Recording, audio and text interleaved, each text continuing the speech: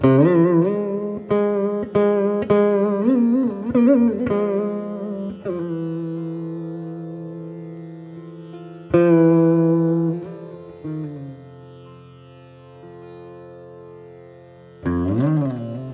day, my friend, his name is Narad, or Adrian, we know him as Adrian, he said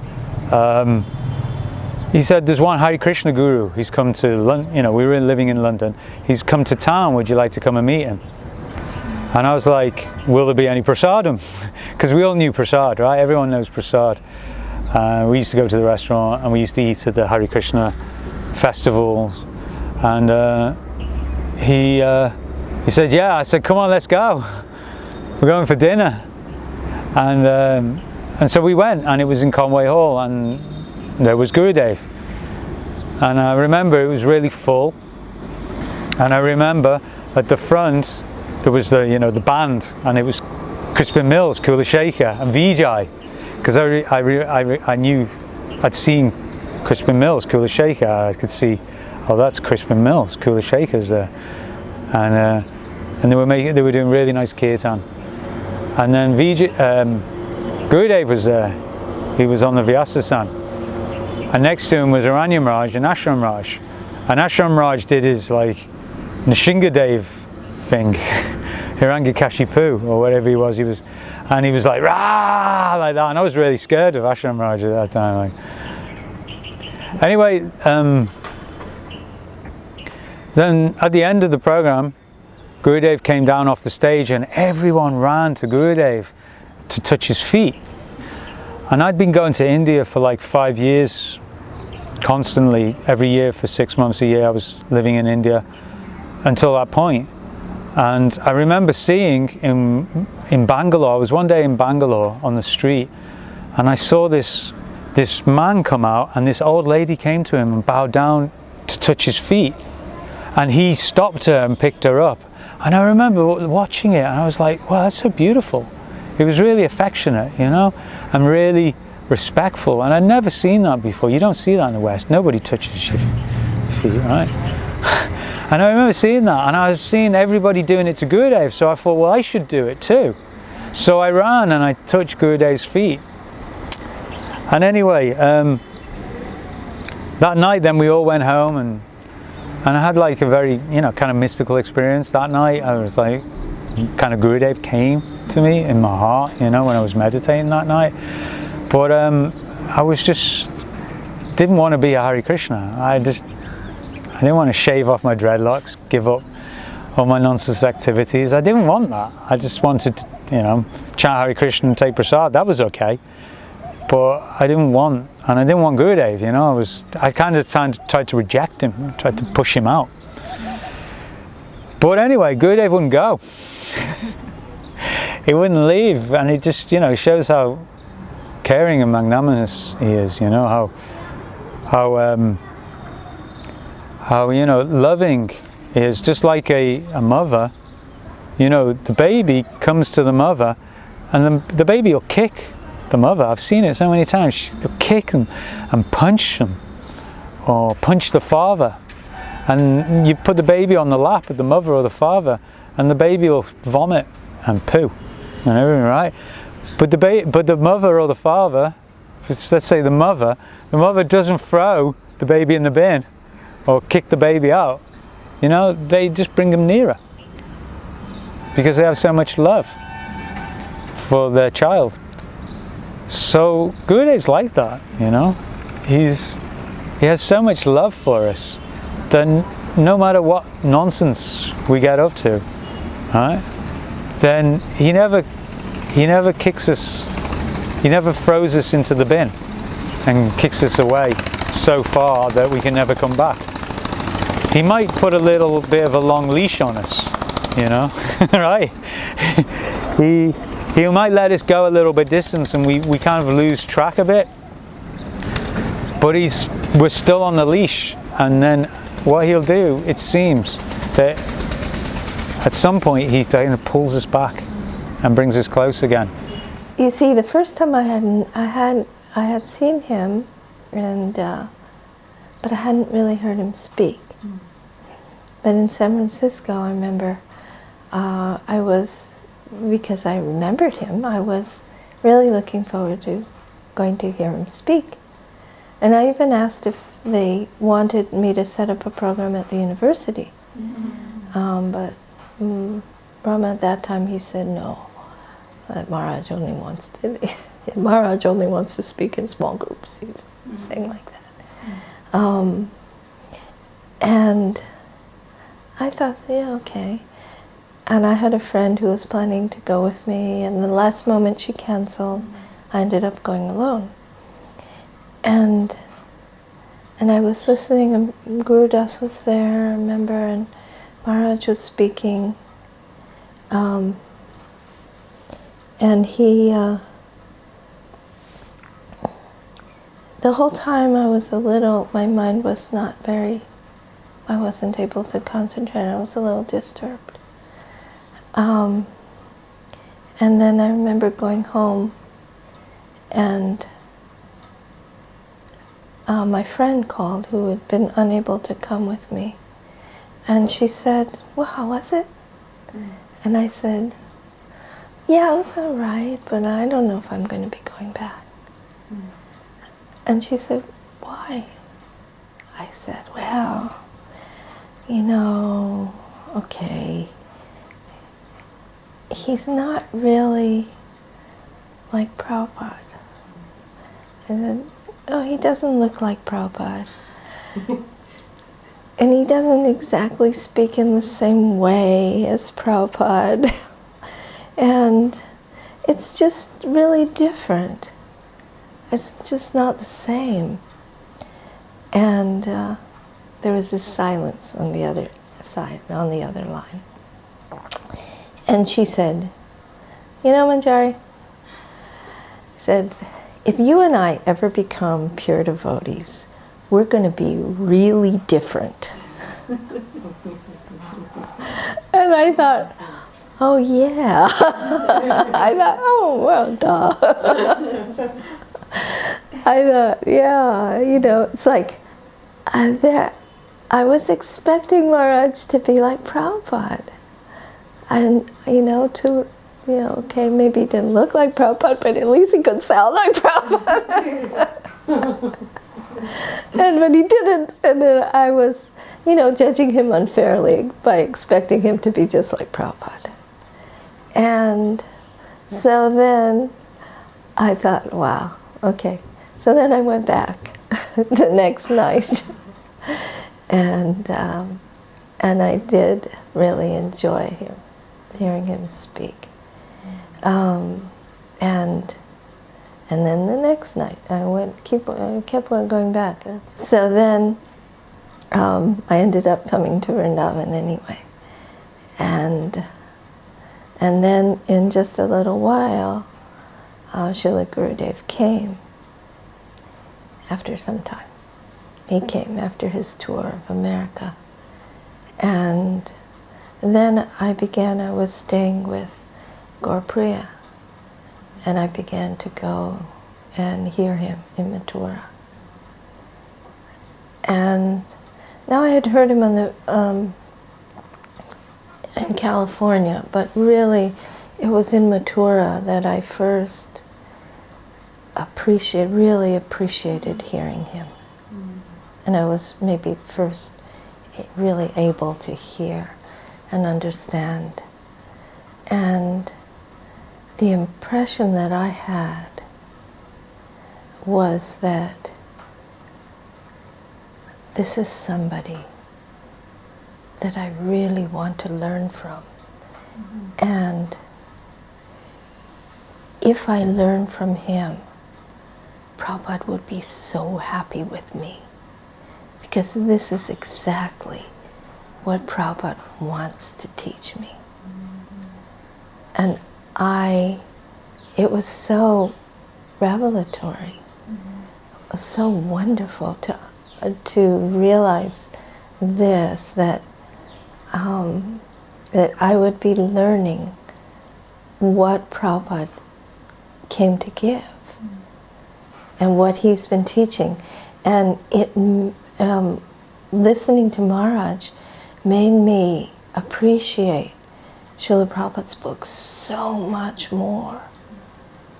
And it just like opened them up for me in a way I hadn't understood before. And I felt that it was so valuable being able to hear from him, because he was such an excellent teacher that it didn't really matter what, by then I had become aware of the whole political thing, which I wasn't really aware of before. And I just thought, whatever happens, it's okay. It's like totally worth it. 2010, Gurudev leaving this world and going Kolhapur Dham. That time I'm doing like Pujari in the Keshavji Gaudiya Math. That time is so, Prabhuji also staying, so many devotees staying. That last night we sleeping like 2 o'clock. We so much decoration, like Vaman Goswami Maharaj like appearance day. And so much preparance doing, and some devotees 2 days, 3 days not sleeping. Is doing all curtain, Prabhu telling want to make nicely. I'm looking 2-3 days, so many devotees not sleeping in Keshavji Gaudiya Math. All time work doing seva. Then finally, like I'm sleeping like 2 o'clock, I wake up like 3:30, I taking bath. That time Narsingh Maharaj walking, very like, actually very like confused and like something lost. Then walking, very all door locking. Hey, get up. That time before wake up, I'm taking bath. I'm hearing something over like this. Then finally coming, Narsingh Maharaj telling, hey, you take bath and go, you do arati. This moment, no one to stop arati, everything. What telling? No more Gurudev now. But I hearing before, how can like feeling coming like this? But my heart inside feeling coming, but I want to go doing puja. I know possible to crying, I no want to doing puja. Also Mangalarti time, like 4:45, like Mangalarti there. Then everybody crying. That time also Prabhuji like wake up like 2:30 is going parikrama, Govardhan parikrama. I'm staying mat. That time I'm doing puja and I am helping with kitchen inside Prabhuji. Then I'm very quickly doing archan like puja like this, everything. And going and cleaning kitchen, everything I'm ready, everything. Then Prabhuji coming like 9:30. Prabhuji coming every day 7 o'clock, Prabhuji coming 9:30. All devotees going, no devotees temple inside, like only 2-3 devotees. Some senior devotees like Shashai Prabhu, Jagadanand Prabhu and Ranga Baba, and two more devotees like Murari Prabhu, Murari and I, and one more Pujari, that's it. We are staying like 2-3 people, we are waiting for Prabhuji. Then everybody telling Prabhuji going flight, then some other devotees also flight. Prabhuji doing coming, Harati, everything doing. Then Prabhuji coming, then we doing like Prabhuji like so much crying, like eyes is red all, but Prabhuji giving direction very nicely. Hey, you do like this, you do this. Then I meet Prabhuji telling, oh, quickly come, we want to cook nicely. I confess, what we cooking, how can we cooking? Then no, don't worry. You giving nice preparation, you doing nice seva. Gurudev never going anywhere. Gurudev, I'm hearing about final Harikatha in Mathura, Keshavji Gaudiya Math. Then Prabhuji, Gurudev tell that time also, like Krishna told, I'm never leaving Vrindavan. Gurudev tell, like same, I'm never leaving this Mathura. I'm staying all time in Keshavji Gaudiya Math. This is final Harikatha. Everybody remembering this Harikatha. Then Prabhuji also told like this, Gurudev tell like this, you won't serve. Then you're going nice preparation. We giving like very quickly boga, like 10 o'clock we giving, 10:30 also we giving boga. Then we doing Guru Puja also. After cooking, like 12 o'clock doing like Guru Puja. Prabhu is doing Guru Puja, and all Mathura Vasis also coming, so many devotees doing Guru Puja, everything. Then Prabhu is telling, okay, take care, everything, okay, you now alone. You take care all mat. I'm telling Prabhuji, I want to come. No, this is also, see, everybody going, this Gurudev coming here, who's serving? You want to serve? Okay, don't be worry. Gurudev coming here. Gurudev all time here. You don't worry about. Any problem coming, only remember me. So once, when I used to live, I stayed in Vrindavan for about 2 years. So that was that time. Gurudev, he became sick, apparently sick. And he was at in Delhi at a hospital. And I was going through some problems, purifications and something like that to do with different things. And then I remember we went to Delhi. A group of devotees from Vrindavan went to see Gurudev in Delhi, and then we got to the hospital, and Gurudev came downstairs in a wheelchair. Actually, he was wearing a white cloth, like a hospital cloth. I thought it was going to be Gurudev, like, you know, looking a little bit weak or sick or anything like that, but absolutely no. He was looking as powerful as ever. He didn't look sick, didn't look weak or anything. He looked very powerful, and he looked very amazing in that cloth, actually. So he came downstairs. They brought him downstairs to the garden of the hospital, and maybe, I don't know, 20 devotees were there, something like that. So I was sitting, there was quite a few devotees in front of me, and right in front of me there was a very, very senior lady devotee that lives in Vrindavan. So they was sitting, and everyone was very quiet, and then I can't remember if someone was asking him something, I don't know, not much was going on. So, and then he looked towards me, my direction, and he was like this, and just like that, just looking. No, he was just looking first, and then I thought, he can't be looking at me, he must be looking at the lady in front of me. He was in, and then he kept on looking my direction, and I became uncomfortable, and I thought, it must be her. It looked like he was looking at me, and then he said, and you? And then she replied, but then he said, no, you. And I go, oh, me? Yeah, how are you? And I said, and I was just a little bit stunned, because I kind of knew what he was talking about, isn't it? A magical thing with Gurudev was that whenever I had a question or I had something to say, I didn't normally go every time, and I tried not to disturb Gurudev very much with with my silly things. So, but when I had a question, I'd stand on the line when he went to his room, anything like that, and I almost always he'd stop and go like this, and I just ask my question. So I thought, okay, yeah, he's doing that because something's going on. And then he goes, how are you? I said, yeah. I just said something like that, and he said, is it very hot in Vrindavan? It was like after Gopunim, summer was coming, but it wasn't very hot. But I know what he meant. So I said, yes, it's very hot in Vrindavan. And many monkeys are there, he said. I said, yes, there are many monkeys. I wasn't laughing actually, but yeah. And he said, and they come and attack you? Yes, they come and attack me. So when they come, you should kick them. And I said, okay, yeah.